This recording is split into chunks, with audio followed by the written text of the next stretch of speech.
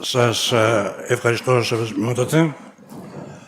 Όπως θα πρέπει να ευχαριστήσω και το Διοικητικό Συμβούλιο του Συλλόγου Μέθεξης που μου κάνει την τιμή και μου δίνει τη χαρά να είμαι εδώ σήμερα μαζί σας. Και θα ήθελα σε αυτά τα οποία θα πω να αναφερθώ κυρίως στα υποτιθέμενα επιχειρήματα τα οποία προβάλλει το Πατριαρχείο Μόσχας. Νομίζω ότι έτσι θα προσγειωθούμε λίγο στην πραγματικότητα. Τι θεωρεί το Οικουμενικό Πατριαρχείο και αν υπάρχει προς το παρόν μία δυνατότητα σύγκλησης και ενότητας. Το Πατριαρχείο Μόσχας, σε όλα τα κείμενα τα οποία έχει βγάλει και τα οποία αφορούν την Ουκρανία, θίγει τα εξής θέματα. Πρώτον, η Ουκρανία είναι έδαφος του Πατριαρχείου Μόσχας. Δεύτερον, το θέμα της αυτοκεφαλίας, αυτό θα έλεγα ότι δεν το θίγει, αλλά και προηγουμένως ο Πατήρ Γρηγόριος μας είπε ποιος είναι αρμόδιος, την αρμοδιότητα στην Ορθόδοξη Εκκλησία να απονέμει το αυτοκέφαλο. Το τρίτο θέμα είναι εάν οι πρώην σχισματικοί της Ουκρανίας είχαν το δικαίωμα να υποβάλουν έκλητο. Αμφισβητείται και αυτό. Το τέταρτο θέμα είναι η εγκυρότητα της χειροτονίας των σχισματικών. Μπορεί η Εκκλησία να αναγνωρίσει αυτές τις χειροτονίες. Και το πέμπτο θέμα είναι το θέμα που για μένα ως μειόφιλε τίθεται, δηλαδή αυτό της αποστολικής διαδοχής. Θα προσπαθήσω λοιπόν όσο μπορώ πιο σύντομα και να μην εξαντλήσω και τη μισή ώρα, να πω μερικά πράγματα για αυτά τα θέματα. Γιατί αυτά είναι τα επιχειρήματα. Η Ουκρανία, λέει το Οικουμενικό Πατριαρχείο, είναι δικό της έδαφος. Θεωρεί ότι η επιστολή εκδόσεως, όπως τη λέμε, δηλαδή η επιστολή αδείας προς τον Πατριάρχη Μόσχας, του Διονυσίου του Τετάρτου, έθεσε, όπως ακούστηκε σωστά προηγουμένως, ορισμένους όρους οι οποίοι δεν τηρήθηκαν ποτέ. Δηλαδή, ο Μητροπολίτης Κιέβου δεν εκλέγεται από τη συνέλευση των επισκόπων και των λαϊκών όπως προβλέπει αυτό το χαρτί, να το πω έτσι πολύ απλά, και δεν μνημονεύει τον Οικουμενικό Πατριάρχη και παρότι είναι έξαρχος του Οικουμενικού Πατριαρχείου στην Ουκρανία. Αν ήταν εδώ ο κύριος Μηχανετζίδης, θα σας έλεγε, είμαι βέβαιος γι' αυτό, ότι όταν οι όροι δεν τηρούνται, οι συνοδικοί τόμοι ανακαλούνται. Εν πάση περιπτώσει. Είναι λάθος ότι παρότι υπάρχει αυτό το γράμμα του 1686, ότι για 300 χρόνια το Οικουμενικό Πατριαρχείο δεν αμφισβήτησε αυτή την αντικανονικότητα στην Ουκρανία. Θα αναφέρω ένα παράδειγμα. Το 1924 δόθηκε το αυτοκέφαλο στην Εκκλησία της Πολωνίας. Εκεί ο τόμος, ο οποίος έτυχε και πανορθόδοξη αναγνώριση, γιατί η Πολωνία αναγνωρίστηκε ως αυτοκέφαλη εκκλησία, λέει ότι αντικανονικός η Εκκλησία της Ρωσίας, η Μόσχα δηλαδή, προσήρτησε στη δικαιοδοσία του το Κίεβο. Συνεπώς, δεν είναι αυτό σωστό. Εκείνο το οποίο δεν μιλάει το Πατριαρχείο Μόσχας είναι η μαρτυρία, πέρα από το τι λέμε εμείς, το τι λέει η Ρωσία, πέρα από το τι λέει ο καθένας. Δεν προσάγει και δεν αξιολογεί τη μαρτυρία του Δοσιθέου Πατριάρχου Ιερουσαλήμων, ο οποίος λέει ότι η Ουκρανία δεν δόθηκε, το λέει ρητά, στη δικαιοδοσία του Πατριαρχείου Μόσχας, αλλά απλώς δόθηκε στον Πατριάρχη Μόσχας να χειροτονεί τον Κιέβο και όλα αυτά με τις προϋποθέσεις που είπαμε προηγουμένως.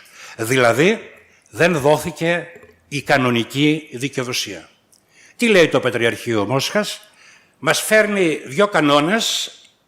Είναι ο 119 της Καρθαγένης, που μιλάει για τους δονοτιστές, 17 και 25 της Πενθέκτης και μάλιστα τώρα τελευταία, στο χθεσινό κείμενο που έγραψε για να απειλήσει τον προεγκαθήμενο της Ελλαδικής Εκκλησίας, ότι θα πάψει να στέλνει τουρίστες στα αυτά και ότι, τι άλλο είπε, ότι θα πάψει να τον μνημονεύει. Ναι, αυτά είναι χειρότερα. Αυτά διαιωνίζουν και εντείνουν την ένταση. Εν πάση περιπτώσει. Αλλά ό,τι θέλουμε βλέπουμε. Λέει λοιπόν αυτοί οι κανόνες μαζί με τον 25ο της Πενθέκτης ότι όπου υπάρχουν εγχώριες παροικίες, δηλαδή μεταξύ δύο επισκοπών, αν κάποιος επίσκοπος πάει και τις πάρει, μπορεί σε 30 χρόνια ο άλλος ο διπλανός να τις αμφισβητήσει. Είναι η ίδια περίπτωση με την Ουκρανία? Είναι εγχώρια παροικία η Ουκρανία? Είναι μεταξύ δύο επισκοπών η Ουκρανία? Η Ουκρανία σήμερα είναι ανεξάρτητο κράτος, το οποίο ζητάει την αυτοκεφαλία εδώ και 30 χρόνια, πέρα από αυτά, από τις άλλες πολλές φορές που το είχε ζητήσει κατά τον 20ο αιώνα. Συνεπώς, αυτή η επιχειρηματολογία, το είπε ο πρόεδρος, ο αντιπρόεδρος των ΗΠΑ, το είπε ο πρόεδρος των ΗΠΑ και όλα τα άλλα είναι προπέτασμα καπνού. Δεν ανταποκρίνονται στην πραγματικότητα. Υπάρχει ένα αίτημα 10 ετιών για την αυτοκεφαλία στην Ουκρανία. Και διερωτάται κανείς, όταν ένα πατριαρχείο, μια συνοδική και θεολογική επιτροπή βγάζει και λέει τέτοια πράγματα, ποια είναι η παιδεία, ποιο είναι το επίπεδο, αν μπορεί κανείς να κάνει διάλογο και αν μπορεί να συζητήσει. Δεν μιλάει το Πατριαρχείο Μόσχας για ποιος έχει το δικαίωμα στην Ορθόδοξη Εκκλησία. Αυτό το θέμα δεν το θίγει σε κανένα κείμενο. Για ποιος έχει το δικαίωμα να αποδίδει την αυτοκεφαλία. Εγώ συμφωνώ σε όλα όσα είπε ο πατήρ Γρηγόριος, μόνο που θα έλεγα ότι θα προσέθετα ότι το Οικουμενικό Πατριαρχείο έχει το δικαίωμα ως πρώτος, και όχι με τη βάση που, ως πρώτο στην τάξη στην Ορθόδοξη Εκκλησία, να δίνει το αυτοκέφαλο όταν χορηγείται αυτοκέφαλο, φυσικά με τη μεταγενέστερη συνένεση των Ορθοδόξων Εκκλησιών. Και γιατί αυτό? Γιατί η Ρωσία δεν ήταν ποτέ έδαφος του Οικουμενικού Πατριαρχείου. Έχουμε τα νοτίτσια επισκοπάτου, δηλαδή έχουμε τους καταλόγους. Η Μητρόπολης της Ρωσίας δεν ανήκει ποτέ σε κανένα τέτοιο κατάλογο. Αντίθετα, ανήκει η Μητρόπολης Κιέβου όταν βρισκόταν υπό το Οικουμενικό Πατριαρχείο πριν προσαρτιστεί στη Μόσχα. Για το θέμα της αυτοκεφαλίας, το 1949 ο μεγαλοδεατισμός του Πατριαρχείου Μόσχας νόμιζε ότι μπορεί να δώσει και αυτό αυτοκέφαλο. Και ξανάδωσε στην Πολωνία το αυτοκέφαλο. Τότε οι ιεράρχες οι υπόλοιποι, όπως ο Αλεξανδρίας ο Χριστοφόρος το 1950, αλλά και ο Κύπρο ο Μακάριος, απήντησαν στον Πατριάρχη Μόσχας, δεν είναι δικό σου δικαίωμα να δίνεις στην Ορθόδοξη Εκκλησία το αυτοκέφαλο. Έτσι ενεργούσαν κάποτε κάποιοι προκαθήμενοι οι οποίοι δεν είχαν καμία αγκύλωση ή καμία εξάρτηση ή κανένα φόβο. Λοιπόν, αυτό σημαίνει ότι το δικαίωμα της αυτοκεφαλίας κατά την πράξη, κατά το έθιμο, κατά την πρακτική και εκ του γεγονότος ότι είναι πρώτο το Οικουμενικό Πατριαρχείο, αποδίδεται από το Οικουμενικό Πατριαρχείο. Διάβαζα το άρθρο ενός πεπαιδευμένου φίλτατου αδελφού, ενός Μητροπολίτου, δεν χρειάζεται να πω το όνομά του, ότι αυτό, λέει, η εθιμική πρακτική δεν έχει καμιά αξία στο κανονικό δίκαιο. Θα θυμίσω τον έκτο κανόνα της πρώτης Οικουμενικής Συνόδου. Τα αρχαία έθη κρατήτω. Γιατί δόθηκαν τα πρεσβεία? Γιατί υπήρχε ένα έθιμο που ξεχώριζε αυτές τις 4-5 πόλεις στο τέλος από τους υπόλοιπους εκκλησιαστικούς θρόνους. Γιατί δόθηκαν τα ίσα πρεσβεία που κανείς ποτέ δεν μας είπε τι σημαίνουν ίσα πρεσβεία με τη Ρώμη. Γιατί η Κωνσταντινούπολη πήρε ίσα πρεσβεία με τη Ρώμη ενώ τα άλλα πατριαρχεία δεν πήραν τα ίσα πρεσβεία. Και αυτά τα ίσα πρεσβεία δόθηκαν στην Κωνσταντινούπολη, βάσει εθήμου, λέει 28ος κανόνας, από τη Δεύτερη Οικουμενική Σύνοδο, από το 381. Όταν έρχεται ο Ανατόλιος στην Τέταρτη Οικουμενική Σύνοδο και λέει ότι εμείς έχουμε το δικαίωμα να κρίνουμε και θέματα επίδικες διαφορές σε υπερόριες δικαιοδοσίες, λέει συνήθεια και κράτικεν κλπ. Ο Φρόνος της Κωνσταντινούπολεως, η Σύνοδος της Κωνσταντινούπολεως να ρυθμίζει όταν τη ζητείτε, προσέξτε αυτό είναι σημαντικό, και να επεμβαίνει με αυτόν τον τρόπο όταν τη ζητείτε και να επιλύει τελεσίδικα τις αποφάσεις και προβλήματα που ανακύπτουν σε άλλες εκκλησίες. Πάμε στο θέμα του εκλήτου. Τι λέει το κείμενο που έβγαλε στις 15 Δεκεμβρίου του 2018. Υπάρχει και δεν υπάρχει, λέει το έκλητο, λέει το Πατριαρχείο Μόσχας τώρα. Συνοδική απόφαση. Ή υπάρχει ή δεν υπάρχει. Δεν υπάρχει μέση λύση. Ή υπάρχει έκλητο ή δεν υπάρχει έκλητο. Και φυσικά, όπως για την αυτοκεφαλία δεν μιλάει γιατί θα βρεθεί σε δύσκολη θέση, από τη συνήθη πρακτική, έτσι δεν θέλει να παραδεχθεί και το έκλητο, παρότι το έκλητο θεμελιώνεται σε πάρα πολλά θεμελιώδη στοιχεία. Πρώτον, τα ίσα πρεσβεία μεταξύ Ρώμης και Κωνσταντινούπολεως. Αμφισβητεί κανείς ότι στη Ρώμη μπορούσε να γίνει έκλητος? Θα πρέπει να αγνοεί τον κανόνα 3, 4 και 5 της Συνόδου της Σαρδικής. Αγνοεί κανείς ότι ο κανόνας αυτός της Σαρδικής έγινε στην Πενθέκτη, επικυρώθηκε? Αυτά όλα πρέπει να τα αγνοήσουμε και πρέπει να έρθουμε στην προ-Κωνσταντίνιο εποχή. Εκεί που δεν υπήρχε καμία συνοδικότητα, δεν υπήρχε καμία κοινωνία με το εξή των εκκλησιών και αυτό το λέμε συνοδικότητα. Εν πάση περιπτώσει. Να καταργήσουμε δηλαδή όλες τις οικουμενικές συνόδους, δεν έχω ακούσει άλλο μεγαλύτερο πράγμα, δεν θέλω να το χαρακτηρίσω, απλώς εκφράζω τη διαφωνία μου. Να καταργήσουμε τις οικουμενικές συνόδους, ό,τι είπαν, γιατί έγινε στην Κωνσταντίνη η Δωρεά, να καταντήσουμε όλους τους κανόνες και τι να κάνουμε, θα μαζευτούμε για να αποφασίσουμε μόνοι μας. Εν πάση περιπτώσει, γιατί αυτό θα είναι... εδώ υπάρχει και μία σύγχυση για τη συνοδικότητα στην πρώτη Εκκλησία. Το συνοδικό σύστημα της Εκκλησίας δεν καταργεί την ιεραρχία. Δεν ήταν το ίδιο οι Απόστολοι και ο λαός. Δεν ήταν τα ίδια ο Επίσκοπος και το Συμβούλιο του Επισκόπου για το οποίο μιλάει ο Ιγνάτιος, γιατί ο Επίσκοπος, όπως λέγει ο Ειρηναίος, έχει το χάρισμα αληθείας. Και αυτά τα πράγματα δεν μπορούμε να τα ισοπεδώσουμε. Εν πάση περιπτώσει. Λοιπόν, το έκλητο στα ίσα πρεσβεία, αυτό το προνόμιο, ας το πούμε προνόμιο, το είχε η Ρώμη, αυτό το προνόμιο απέκτησε και η Κωνσταντινούπολη. Υπάρχει κανένας κανολόγος βυζαντινός που να αμφισβητεί αυτό το πράγμα? Τι λέει κανολόγοι? Είναι ο Αριστινός, ο Ζωναράς, ο Βαλσαμών, ο Ματθαίος Βλάστερης. Ο Αριστινός το λέει ξεκάθαρα.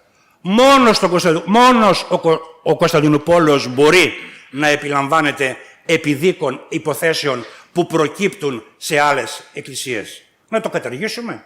Ας συνέλθει μία σύνοδος και ας το καταργήσει. Τι λέει ο Ζωναράς, εκεί που διαστρέφεται από το Πατριαρχείο Μόσχας? Λέει ότι δεν μπορούν άκοντες οι Μητροπολίτες των άλλων δικαιοδοσιών να δικαστούν αμετάκλητα από το Πατριαρχείο Κωνσταντινούπολεως. Αλλά άκοντες. Αυτό σημαίνει ότι οι εκούσια, άμα θέλουν, πηγαίνουν και κρίνονται από αυτό.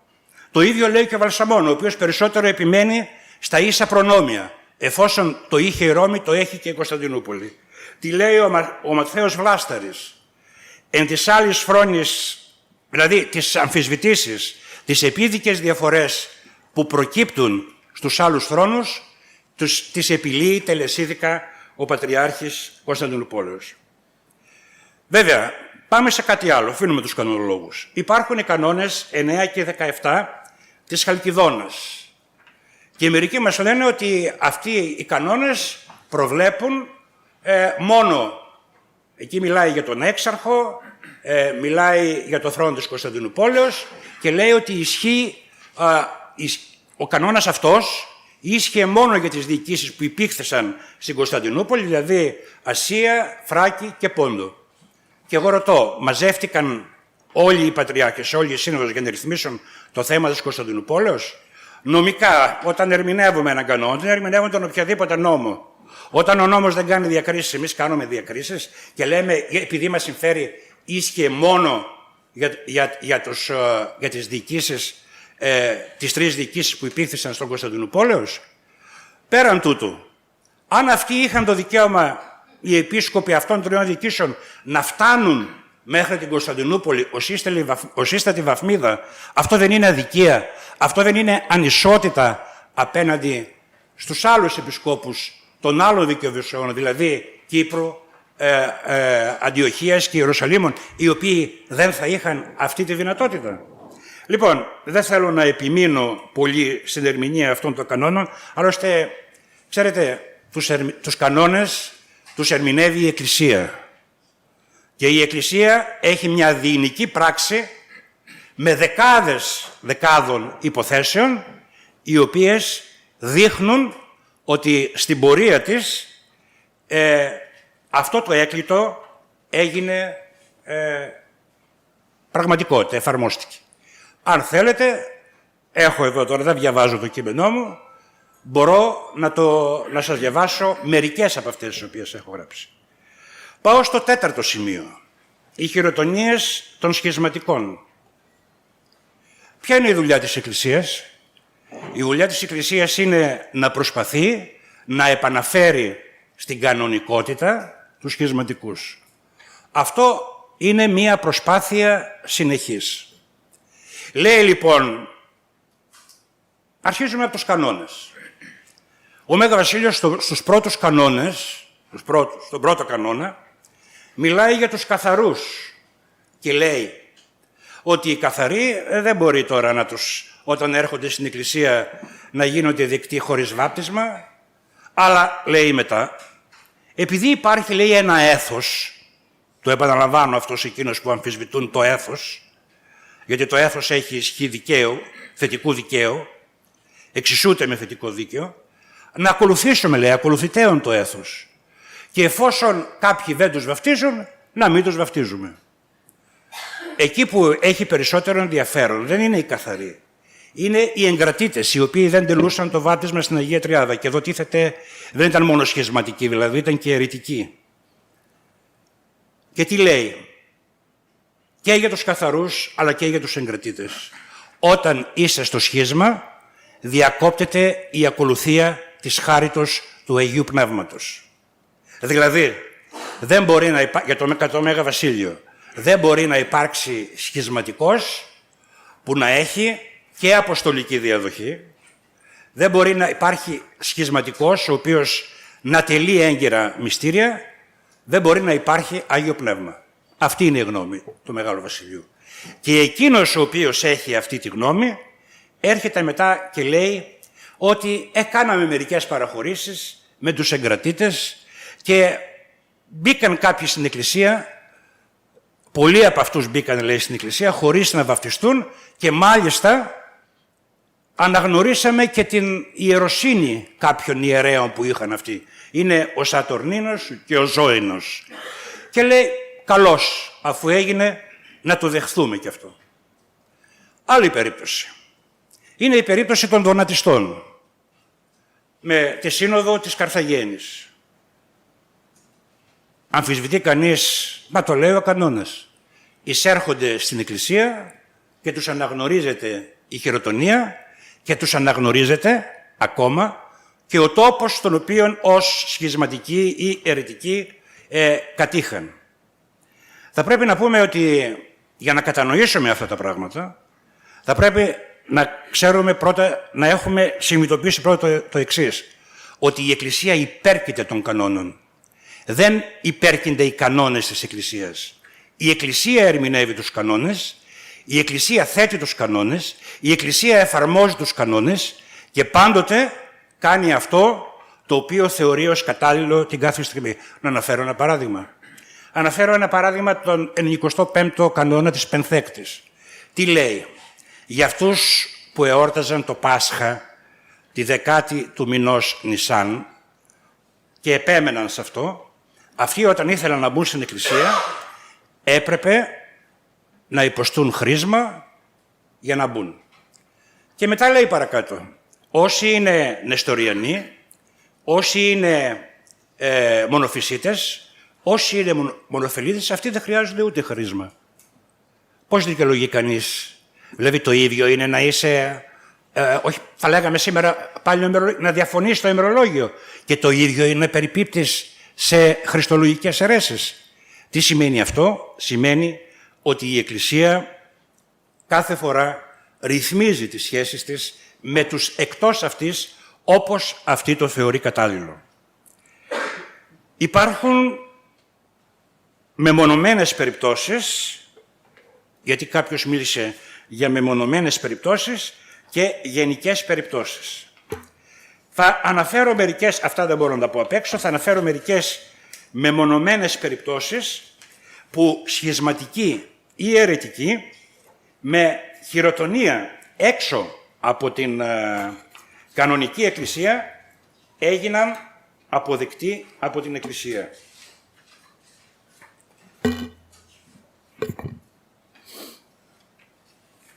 Είναι γνωστή από την εκκλησιαστική ιστορία η ιστορία του σχισματικού Μελιτίου Λυκοπόλεως, ο οποίος μόνος του, προσέξτε το αυτό, μόνος του, όχι με 2 ή 3 επισκόπους, χειροτώνησε 29 άλλους επισκόπους και δημιουργήθηκε το λεγόμενο Μελιτιανό σχίσμα. Εδώ δεν πρέπει να αποκριβεί ότι η αναγνώριση της κανονικότητας προϋποθέτει τη χειροθεσία, η οποία βέβαια δεν είναι αναχειροτονία. Ο Άγιος Ταράσιος όταν θα ερμηνεύσει αυτό, μας λέει ότι δεν είναι αναχειροτονία, διότι αν ήταν αναχειροτονία θα το έγραφε η επιστολή της Πρώτης Οικουμενικής Συνόδου. Αν ήταν αυτό θα ήταν απολύτως σαφές. Το πλέον παράδοξο όμως είναι ότι αναγνωρίζεται η χειροτονία σχισματικών επισκόπων που τελέστηκε όχι από 3 ή τουλάχιστον 2 επισκόπους, αλλά η χειροτονία που τελέστηκε από έναν επίσκοπο, δηλαδή το Μελίτιο Λυκοπόλεως. Άλλο παράδειγμα, νομίζω υπόθηκε. Ο Άγιος Μελέτιος Αντιοχίας που χειροτώνησε το Μέγα Βασίλειο και τον Άγιο Ιωάννη τον Χρυσόστομο σε διάκονο, ο οποίος αποκατέστησε τον Άγιο Γρηγόριο σε Πατριάρχη Κωνσταντινούπολεως και διατέλεσε έξαρχος Δευτέρας Οικουμενικής Συνόδου, είχε χειροτονηθεί από Αριανούς. Δεν αμφισβητήθηκε ποτέ η χειροτονία του. Ο Άγιος Κύριλλος Ιερουσαλήμων χειροτονήθηκε επίσης από Αριανούς. Στην Εκκλησία έγινε δεκτός ως επίσκοπος, όπως και οι χειροτονηθέντες από αυτόν. Ο Άγιος Γερμανός Πατριάρχης Κωνσταντινούπολεως είχε χειροτονηθεί από Μενοφελίτες. Όπως αναφέρεται στο βίο του Αγίου Σάβα, ο Άγιος Ιωάννης Ιερουσαλήμων είχε χειροτονηθεί από Σεβεριανούς. Στη Δεύτερη Οικουμενική Σύνοδο και μετά την καταδίκη των Αριανών, στην πρώτη, παρεκάθεσαν επίσκοποι που είχαν χειροτονηθεί από Αριανούς μετά την καταδίκη της αίρεσης από την Πρώτη Οικουμενική Σύνοδο. Οι χειροτονηθέντες από τον Μενοφυσίτη Πατριάρχη Πέτρο τον Τρίτο το Μογγό επίσκοπο εγένεντο δεκτοί στην Εκκλησία κλπ. Οι μεμονωμένες περιπτώσεις δεν είναι και τόσο σπάνιες.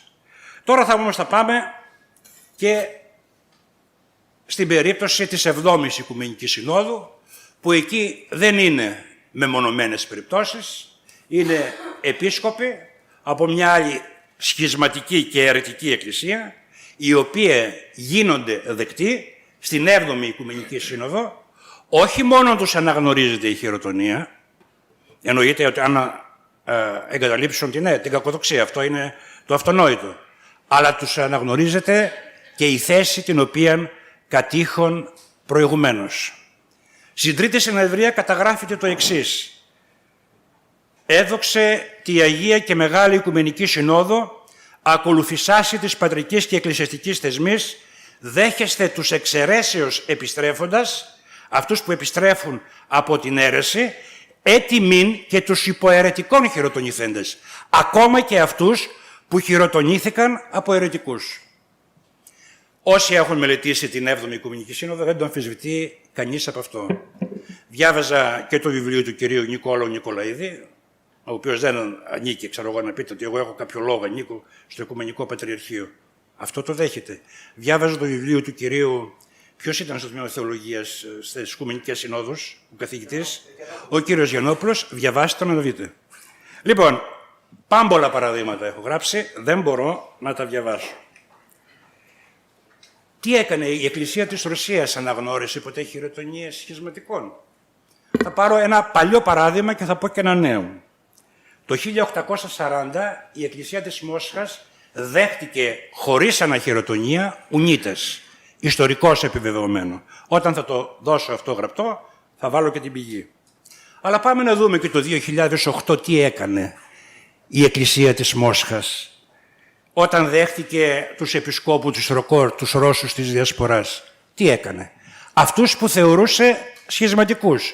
Αυτούς με τους οποίους δεν συλλειτουργούσαν. Το είπε προηγουμένως και ο Σεβασμιότατος. Δεν τον άφηναν να πάει να λειτουργήσει γιατί ήταν σχισματικοί. Πώς τους δέχτηκε? Τους δέχτηκε με καμία χειροθεσία? Τους δέχτηκε με καμιά μυρωδοσία?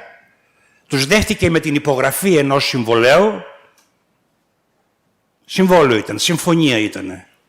Στην οποία υπογραφή ήταν παρόν και ο πρόεδρος Πούτιν, τι δουλειά είχε? Εν πάση περιπτώσει.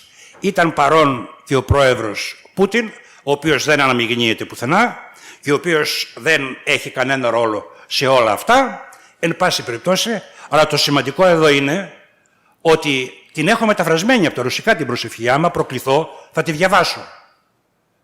Και αυτοί λοιπόν που έκαναν αυτά, που δέχτηκαν τους σχισματικούς, έτσι, που λένε ακόμα στο Μακάριο σήμερα, του λέγανε, και το έχει γράψει ο Μακάριος, έχω τις συνεντεύξεις, μου λέγανε να γίνω Μητροπολίτης, να πάω, θα με δεχθούν αρκεί να πάω με το Πατριαρχείο Μόσχας. Ναι, οικίες, σωστά, ξέρετε πολλά εσείς. Λοιπόν, εγώ δεν ήθελα να τα πω για να μην μπερδέψω. Είπα την ουσία. Λοιπόν, αυτοί που έκαναν αυτά κατηγορούν τώρα το Πατριαρχείο Κωνσταντινούπολης και λένε πήρατε σχισματικούς, πήρατε αχειροτόνητους και τους κάνατε και τους νομιμοποιήσατε. Και πάμε στο τελευταίο, γιατί νομίζω περνάει η ώρα. Έχω 3 λεπτά. Οι άλλοι μίλησαν, ο ένας μίλησε 45 λεπτά. Έτσι. Λοιπόν, και εγώ έχω μόνο... καλά κάναν και μιλήσαν οι άνθρωποι, δεν έχω πρόβλημα. Λοιπόν, εν πάση περιπτώσει. Ναι, εδώ έχουμε 3 εισηγήσεις, δηλαδή εμείς την πατήσαμε που είμαστε σε 3 εισηγήσεις. Λοιπόν, είναι λοιπόν η προσευχή, δεν τη διαβάζω την προσευχή. Το θέμα τώρα, για το θέμα της αποστολικής διαδοχής. Καταρχήν, αυτό είναι προσωπική μου άποψη. Όταν ένας είναι σχισματικός, τι νόημα έχει η αποστολική διαδοχή?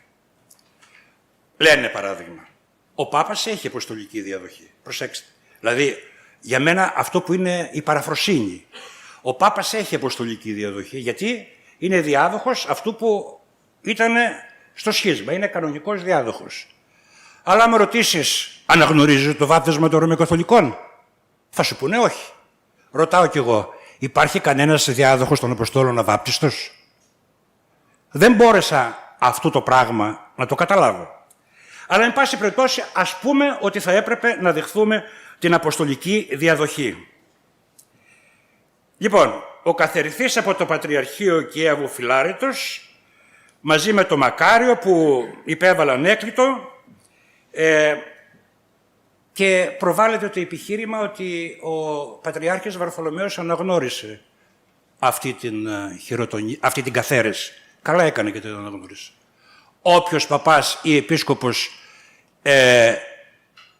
καθαιρείται από μια εκκλησία, αναγνωρίζεται η καθαίρεση από όλες τις άλλες.